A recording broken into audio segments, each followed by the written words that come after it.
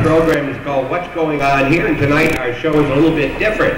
What you're seeing right now is going on TV in 2 weeks. It'll be, I think it's October 1st at the hours that he told you. Calvin is not here tonight. He's at another meeting, and I'm very happy and proud to have my son Thomas taking the video down below. And we've been doing this for a little over 5 years. My biggest regret is I didn't have people sign in a book or something when we first started. I'd love to have all those names. We've done over 375 shows. And tonight, the people who are watching on TV, it's a little bit different. This is only the second one where we've had an audience. It's not live. Of course, you're going to see it on tape, but there's about 400 people here at the 11th annual Hospice dinner, very close to my family. My whole family is here. I have two grandchildren here. My 3 children are here, and my wife is here. She's a co-chairman, and I'm here. The whole Venne are having a reunion here at St. Mary's tonight. And we had, last time we were here last year, we talked to 2 people who were volunteers, Rita Banks and Bill Wood. Are they here tonight by any chance? All right, they're going to have them stand. But there's Bill way in the back. Hi, Bill. I'm a big saver, and I came across a picture 2 weeks ago of Rita Banks back in 1975, and I sent it down with Sister Mary Ann to her. So we're going to have 4 people up here tonight who will just maybe 20 minutes to 25 minutes, something like that. It'll be short. It's warm in here. We're going to talk about, last year we talked with volunteers. This time we're going to talk with people who had used the service. It'll be a little harder on me because we're talking with someone who's lost a loved one not too long ago. And I'm not very strong when I'm starting to talk about things like that. Well, the first person we'll have is Florence Collins from Cadyville. And we have Carrie Hoising from Cadyville, Judy LeBombard from Champlain-Rouse's Point, and Richard Toner, Rick, will be up here with us. And if those people would now come up, we will sit down here and see if we can have a little discussion. Please stay with us. We'll be right back on TV. You're not on. These people tonight, except to say hello to Mrs. Hoising and Mrs. Collins, Florence Collins. And so we'll start right over here on my right. Rick Toner. Where are you from, Rick? From Plattsburgh. From Plattsburgh. And you'll use your mic maybe over here. I'm originally from Plattsburgh. You're originally from Plattsburgh, Cadyville, and it's Carrie Hoising. I'm from Cadyville, Florence Collins. Okay, and? Ross Point, Judy LeBombard. Judy Kelly LeBombard. Right, long time and her family's around the area. All right, what we're going to do is maybe talk a little bit about how you got involved with hospice. Who would like to take off and just tell me, for instance, how you first heard about hospice and what made you go to hospice and what have they done for you? The county nurse is the one that told me about hospice. They came in on a Friday. I made out my papers. They came back on a Monday. We finished the papers, and my husband accepted the program. And on Tuesday, they came in the morning, the whole group except one nurse. She was going to be the nurse at night. And my husband passed away that night at 5:11. And we called her, and she came, and they were wonderful. They helped us through it all, and it's great. And now I have become a volunteer for hospice. That's all within the past year? It was 2.5 years ago. 2.5 years ago. And you became a volunteer after just one day being involved with hospice. And have you had people that you've been to see since that yes, time? Yes, I have. I'm on a case right now, 2 days a week, from 1:30 until 5. And it is a great experience, great. And it's so wonderful to sit there, be with them, see them smile, ask you for something, and they are so grateful. And that includes also the mate of that person, not just that person himself. They're the one that needs the help, right? That's right. Because they don't know what's happening. That's right, they are frightened. There's no question about it. Carrie, what about yourself? How did you first hear about hospice? Well, I've known about hospice for a number of years. My father passed away a number of years ago, and we did not have hospice, though we requested hospice. And when my mother became ill, Her name was Dorothy Boulay, and she died this February in Plattsburgh. When my mother became ill, I became the primary caretaker, even though, you know, there are a number of children in the family. And I asked her attending physicians in and out of the hospital about hospice, and quite frankly, I didn't get anywhere. So I spoke to my family physician, and he made referrals again. We went through the health department. I think having hospice, again, hospice was only involved with myself and my mother for a little over a week. But they did so much, it's hard to explain. When you have a loved one that's in and out of the hospital or in and out of doctor's offices, you often feel helpless. You don't quite understand what's going on, and even if you're capable of it, not many physicians take the time. You also, your whole thought process is toward the idea that you have something you have to accomplish, you have to work hard, you have to heal, and all these other things. With hospice, it was very heartwarming. They helped me to understand that not only was I doing everything I could do, I was doing exactly what I should do. And the time that I had with my mother, because I no longer was concerned with making doctor's appointments and following this or that rule, or making my mother uncomfortable by having to follow certain rules, our lives became very much easier, and the time was spent in a more loving way because we accepted where we were. And her death became part of all of our lives, including my children's. My mother died on my son's birthday. But that became part of the whole process. It's probably the most important experience I've ever had in my life, and I only regret that my father wasn't involved in hospice. If you had not gone through it, would you be able to talk about it like you are right now, facing it as part of living with death?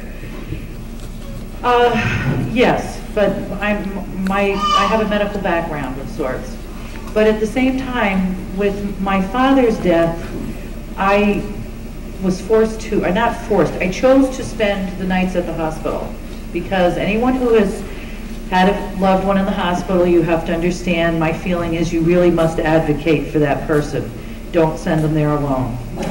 And I feel that with him, I did everything I could, but there was a tremendous amount of stress. With my mother, again, I was doing everything I should do. But it was very, very different. My mother accepted her death. My mother and I wrote her obituary. We also wrote a book when she was dying. We did a lot of things. We actually faced it. We talked about it. My mother was an Irish woman. Irish celebrated death, and they cry at a christening. So perhaps she had a bit of a different attitude. But truly, she was aware enough to tell me to go out to dinner with my son that night. It was his birthday, and that this was just part of everything that I needed to be doing. And if anything, she encouraged me to include them in what was going on. Yeah, Rick, they seem to take it a lot easier than we did. I don't know. I don't do very good. And this, tell us your story, how you got involved with hospice. My involvement was with my mother. She passed away a year and 2 months ago, 14 months ago. My first meeting with hospice was at the Fitzpatrick, knowing of hospice was through the Fitzpatrick Cancer Center. My mother was being treated for lung cancer. Her physician at that time was Dr. Vaquero, and he and I were discussing the future, what was I to expect in my family. And for encouragement, he talked to me about hospice. I contacted hospice that evening. They were there, I think it was within 2 days, social worker and a nurse. Everything was completed. They started it immediately. When my mother came back home from the hospital, they worked with her for approximately 6 to 7 weeks, I think it was. A lot of preparation.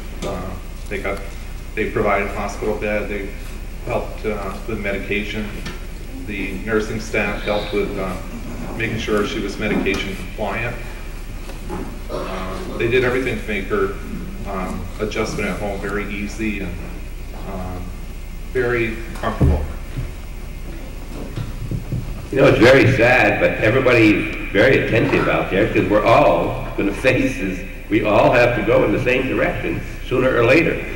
And I really thank you for being so courteous to these people, and I hope it's very interesting. I've deliberately waited for Judy because Judy, we're not talking a year or 2 years apart. It's just very recently for Judy. And Judy, we thank you very much for showing up here too. Tell us what your connection with hospice and how you got involved and what it did for you. Well, when we come home from Florida and staying in the hospital,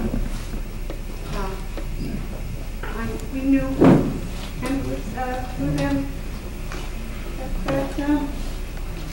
that Judy, it's very tough. I can appreciate that. If you'd rather not, we'll understand. No, they made all the call hospice over here because Stan's oncologist and he was in Burlington. And when I brought him home, the nurse came and they had one and he signed all the papers, and I don't think Stan really knew, what it was all going on. We did try to explain to him, and I told him that when he asked me when the nurse came, now who is she? I said, well, this is Dr. Unger is having these nurses come in now. This is hospice, and so he can kind of, keep track of what's going on with you, because I didn't want to upset him. And basically, I took care of him and my sisters and my 2 children, Sue and Randy. And the hospice nurse came in once a week because she was always there. She called every day to help me with his medication to take care of him. And I always knew she was there if I needed her, and which she was. And basically that's...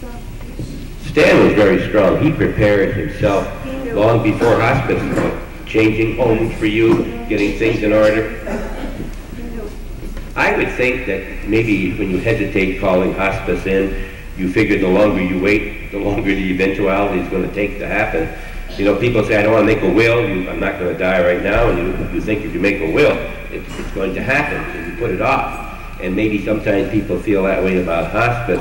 But now that it's taken place, people have been called on you for the first 6 or 8 months afterward, helped you through that period. They're doing that now with you, are they? So what's happening with you now, Judy, when they come to see you? Sister Mary Ann's been coming to see me, and we just have a nice talk, and she always brings me good reading material. And I've had a wonderful bunch of friends and and a family that's been very supportive to me. And not only has she been a hospice worker with you, she's been a friend of yours for many, many years. Yeah, my children. Yes, absolutely. And Florence, what about? Sister Mary Ann came for 6 months, once a month, and it was a great, great support. But as she just said, they are there, and they were there. If you needed them and you wanted to talk, you just called and they were there. And I assume then people are not still coming to see you. You said it's been over a year. Oh, my mother died in February of this year. Oh, yes, I'm still seeing you. I beg your pardon. Yes. I'm still seeing you, yes. Yes, but for myself, I have a very supportive immediate family. But the support when my mother was dying was crucial to my mental health now. That's why I feel that I'm handling things as well as I am now, because they were totally honest with us, which is difficult for some people, but that's what others need. When I was talking to Sister Mary Ann, I said, should I use the word death? She said, by all means, that's what we're talking about. And just because you don't mention it does not mean it's not going to happen. Rick, what have you, after the situation, you're never prepared, are you really? You can't prepare. Well, after this situation, there were some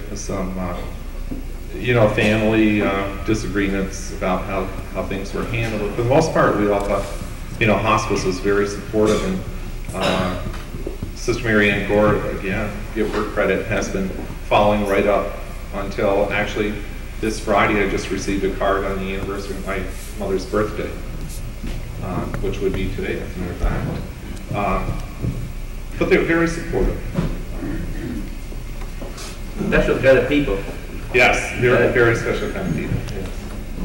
Were you expecting anything different than what happened? Were you shortchanged, you think, in any way?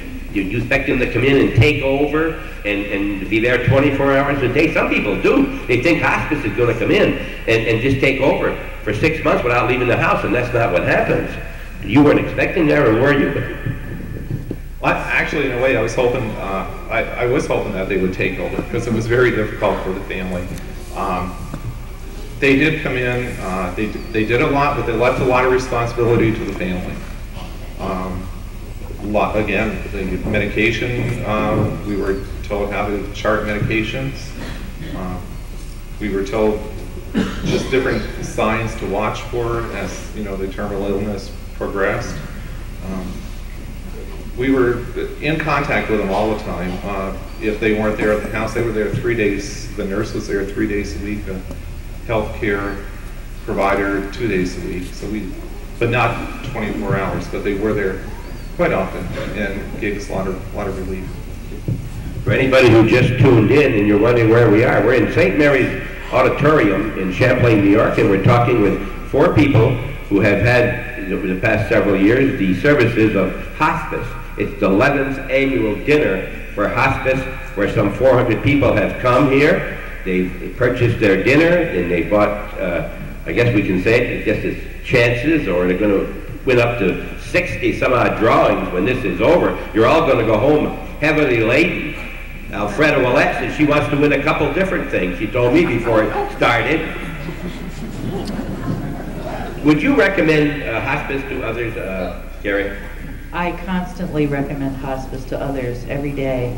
But I think the most interesting thing about hospice is I have never spoken to anyone involved with hospice or who has ever been involved with hospice at any time that didn't feel very special about it and feel that a very special connection was made in their life, and that it really does change all of us forever. Florence, when you first, only one day, did you feel like you had strangers in the house and that they were out of place or anything like that? Oh, no, definitely not. We were all like a one family.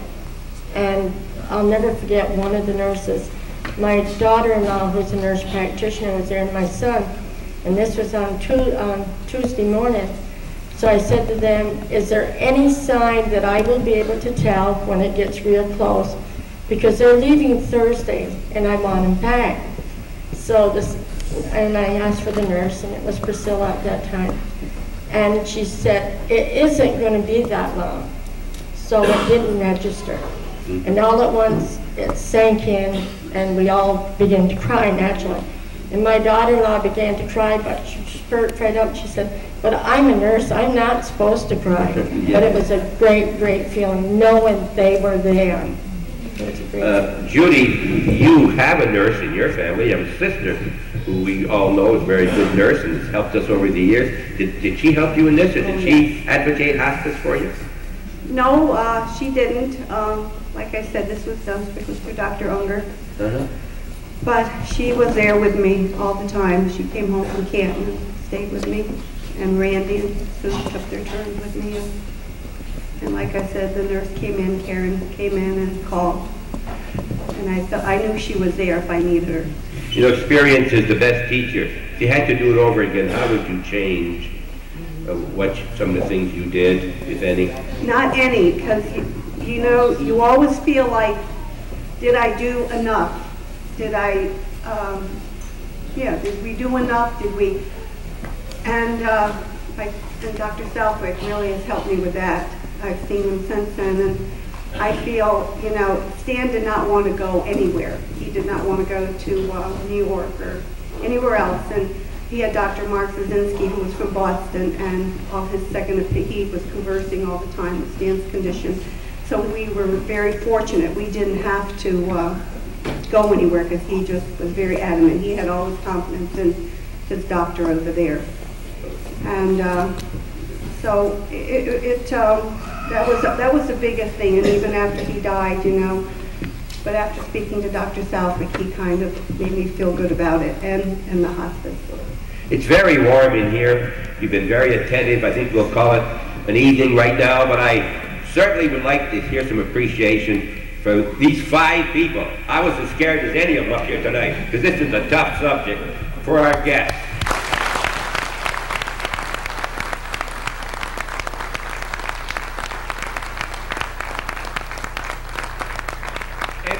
And for you people out there in television, remember every day Hometown Cable is on at those same hours, 12:30, 4:15, 8 p.m., midnight, and 8 the next morning, 5 times to see the same program. And every week you can see things happening all through our community up here in the Northern Tier. And every Sunday, I'm available at those same hours. What's going on here? I'm Bob Venne, and I'm appreciative to all of you, and thank you very much for coming and listening. Good night, everybody.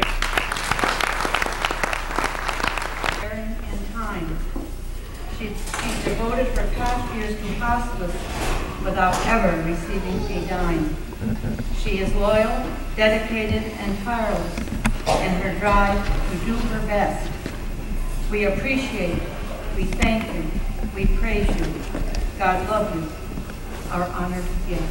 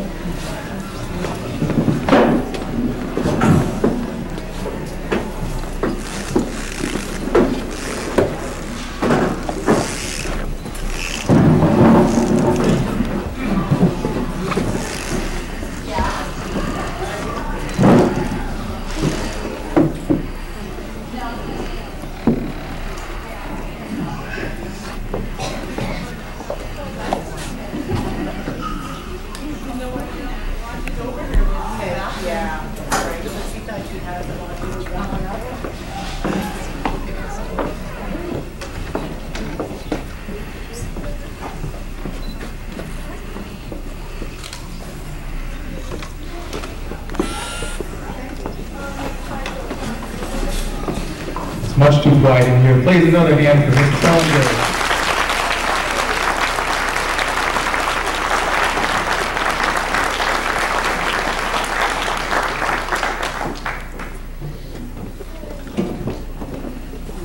The turnout is really phenomenal. I've been here a number of years, and it continues to be a highlight of my year. This is really a great cause, and to see so many fine people here to celebrate, really, hospice in the North Country, and to hear the responses of the 4 individuals who are up here is very, very meaningful. So, to say thank you to many of you who have once again trekked out on a less than pleasant night to help us with this celebration. We have a special door prize. And I know before he left, I told Dr. West that it was going to be a Jaguar, but and he gave up his ticket anyway. Our special door prize has been donated by Little Denmark. It's this dish garden that you see. And we would ask Mrs. Garrison, our special honored guest, to pick a number between 1 and 400. And her head, if you would, please. Okay? Not tell anybody. I think she told some. It's okay.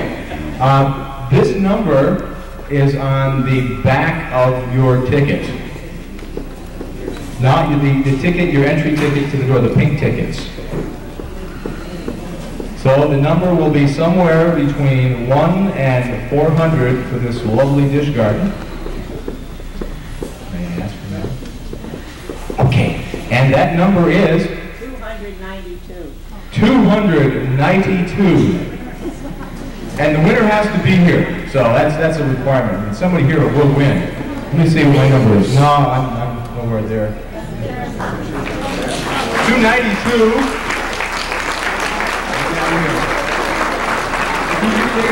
Please, sister is en route now.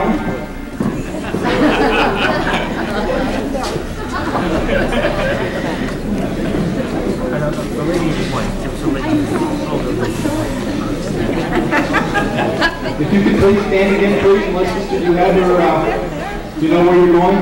Okay. Now they can tell you where to go. Just that next looking lady over there. That's where you're going.